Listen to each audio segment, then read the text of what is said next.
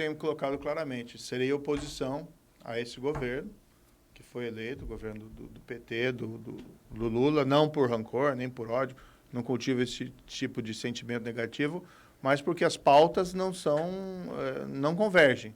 Então, eu acredito na abertura da economia, eu acredito que no desenvolvimento econômico fundado na iniciativa privada, o governo tem um papel importante em política social, sim, em criar um ambiente favorável a investimento, aos negócios. Aqui Foz é um exemplo, porque Foz tem um enorme potencial de belezas naturais e turísticos, mas tem travas. Algumas dessas travas não são travas naturais. Por exemplo, a gente estava falando da questão aeroportuária, a dificuldade para você aumentar o fluxo de turistas aqui para Foz, porque você tem poucas companhias aéreas que fazem. E por que você não tem mais? Claro que existe uma questão de mercado, mas existem também algumas travas que impedem, muitas vezes, de Foz do Iguaçu ser um hub da aviação aqui regional para outros países. Então, isso é algo que tem que ser trabalhado. Então, eu acredito, né, na iniciativa privada, governo com a responsabilidade que é regulatória de criar um ambiente bom para os negócios, que tenha competição leal, o que envolve também combate à corrupção. Não são essas as pautas do PT. O PT acredita normalmente mais na intervenção mais forte do Estado na economia, o que acaba travando um pouco o desenvolvimento.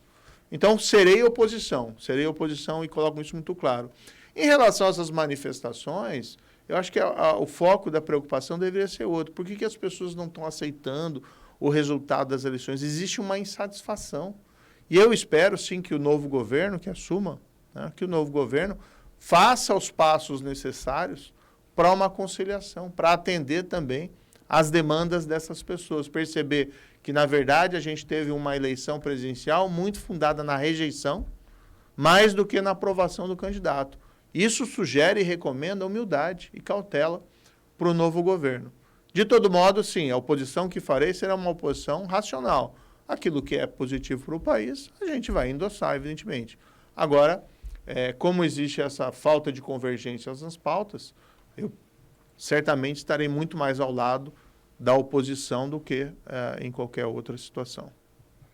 Essa questão, inclusive, aí que está sendo citada de Foz do Iguaçu poder virar um hub da aviação, tem muito a ver com legislação federal, pois não há possibilidade. Aqui foi feito aumento da pista, uma série de coisas, mas não tem possibilidade de fazer voo direto para o exterior, né? Tem que ser sempre feito ponto. É uma questão de legislação. Exatamente. Dá para mexer alguma coisa?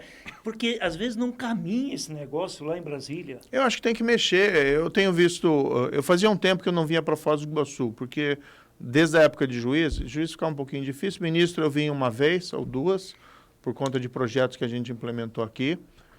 Depois que eu saí do Ministério, eu fiquei um ano no exterior e depois na campanha acabei vindo e tal, mas fazia um tempinho que não via. E me surpreendeu investimentos, vários investimentos, as pessoas estão apostando em Foz do Iguaçu, fazendo investimentos fortes na área de hotelaria e entretenimento. Né? Por exemplo, eu fui recentemente aqui naquele Wonder Park, que fizeram o Museu dos Carros. Né? Tinha falado para mim, tem um Museu dos Carros aí.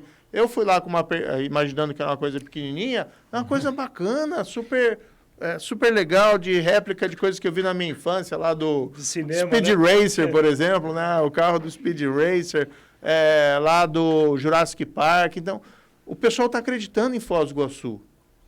Agora, existe uma série de amarras que tem que ter superadas. Claro que, às vezes, existem razões para ter algumas dessas amarras, que a gente tem que examinar e ver se a gente consegue levantar.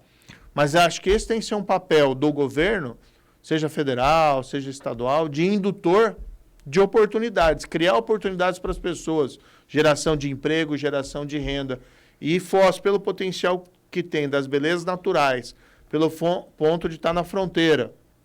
E, a meu ver, a gente tem que interpretar a fronteira de uma maneira correta. É uma terra de oportunidade, que você vai poder interagir com outros povos, né, para criar mais comércio e criar mais turismo. Existem preocupações de segurança, que são naturais, mas isso não pode, vamos dizer assim, comprometer a questão principal, que é uma terra de oportunidade. E a gente tem que trabalhar para isso.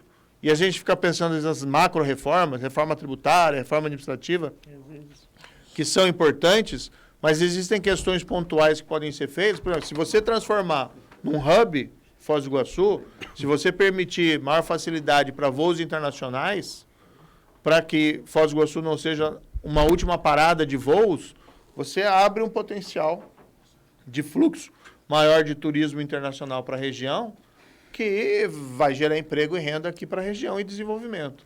Com toda certeza. E hoje, por exemplo, para pegar um voo para Curitiba é uma facilidade aqui em Foz do Iguaçu. Você pega uma opção que vai até Manaus, Belém, Fortaleza, Porto Alegre e depois chega em Curitiba. É uma moleza. Está fácil de pegar voo Foz-Curitiba. É só fazer um pequeno giro. Cida Costa para Eletromil, que tem a sua exposição ali, seu showroom, na Estação Zamblinski 611, ali pertinho do Mufato Boici, com todo o material na rede elétrica. Eletromil, telefone 3528-8130, aqui em Foz do Iguaçu. Cida Costa entra na roda de conversa com o senador eleito Sérgio Moro, mais uma vez aqui no Estúdio da Cultura. Pois é, e chegando aqui, Veraldo Barbiero, né, um dos proprietários da Rádio Cultura, o Jonathan também. Obrigada pela visita e com certeza veio cumprimentar o senador. Senador, sobre essa questão da reunião que teve com o Codefós, com Danilo Vendrúsculo, a CIF, algum pedido em especial por parte dessas entidades? A gente foi conversar, receber algumas sugestões e vamos trabalhar com isso.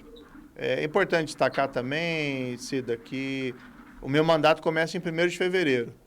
Eu tenho recebido muita cobrança, mas você não vai fazer isso, você não vai fazer aquilo. Eu falei, não, calma, eu fui eleito, mas eu ainda não fui diplomado e nem tomei posse. A posse é em 1º de fevereiro. Essas conversas são preliminares, né, para a gente deixar, o gabinete está aberto a receber sugestões, a gente está viajando aqui para Foz, eu vou viajar no Paraná inteiro no próximo ano, já ter algumas viagens planejadas também para a semana que vem, e eu quero estar presente ali na vida do cidadão, para estar ouvindo realmente o que eles querem de mim no Senado lá em Brasília. Então, foram conversas preliminares e a gente recebeu algumas sugestões interessantes, algumas demandas, inclusive essa parte de hub, essa parte de facilitar aqui o controle também aduaneiro para fomentar comércio e fluxo de pessoas. São demandas que a gente ouve de lá. A gente também ouviu, conversou sobre a Itaipu. Acho que a Itaipu teve um papel importante nos últimos anos aqui para a região, fazendo esses investimentos em obra de infraestrutura. Agora vem um novo governo, mas eu espero, né, e acho que a comunidade de Foz também tem essa expectativa de que não haja uma mudança nessa política, de investir aqui em Foz do Iguaçu, principalmente em obras estruturantes, que trazem resultado positivo para a cidade. Ou seja, a gente veio para ouvir, mais do que para falar. E a partir ali de 1º de fevereiro, a gente está aberto, aí sim, né, atuar como senador em favor aqui da região, em favor do Paraná e sem prejuízo dos projetos nacionais para o Brasil. Senador é senador da República. Né? Eu tenho falado, olha, como senador você tem que assumir uma postura de tentar resgatar aquele papel do Senado de ser um guardião da República. A gente via aqueles filmes ou lia aqueles livros sobre Roma Antiga, o Senado de Roma e tal. Tem um pouco de romantismo nisso. E um pouco também de historiografia que eles dão uma perfumada, mas acho que a ideia tem que ser essa, sabe, de recuperar a relevância institucional do Senado, fazer mais do que é feito hoje. Nessa passagem que o senhor faz pela FACEAP hoje aqui no Recanto Hotel, sei que a própria CIF já esteve lá, o Danilo Vendrúsculo e todo o Codefós esteve lá. Alguma mensagem? A gente tem visto a preocupação dos empresários com relação ao novo momento. Hoje a gente ouviu até de um grande investidor aqui em Foz, demonstrando uma preocupação, o empresário, o que vem do novo governo. O que dá para se dizer para os empresários, que o senhor vai visitar daqui a pouco numa palestra com eles, e também com essa coisa, o senhor falou, os empresários de Foz. Tem uma preocupação com relação ao novo governo, mercado, investimentos. O que dá para se dizer isso? Acho que é uma preocupação comum. Eu também estou preocupado, mas é um pouco aquela história. Não vamos apitar o pênalti antes da falta. Então, vamos esperar para ver o que virá. Essa iniciativa esse PEC fura-teto, né, esse rombo enorme, eu acho que é ruim para o país, porque sinaliza para o lado negativo da responsabilidade fiscal. E isso, a pessoa, mas qual que é o problema? Né? Mas o problema é nos juros, que vão ficar mais altos. O problema é a falta de credibilidade do país. Se os juros ficam mais altos, se você tem um problema de inflação, as pessoas sofrem, tanto no emprego e na perda do poder aquisitivo. Agora, a gente tem visto, pelo menos à distância, que esse projeto não passa na forma original como foi apresentada.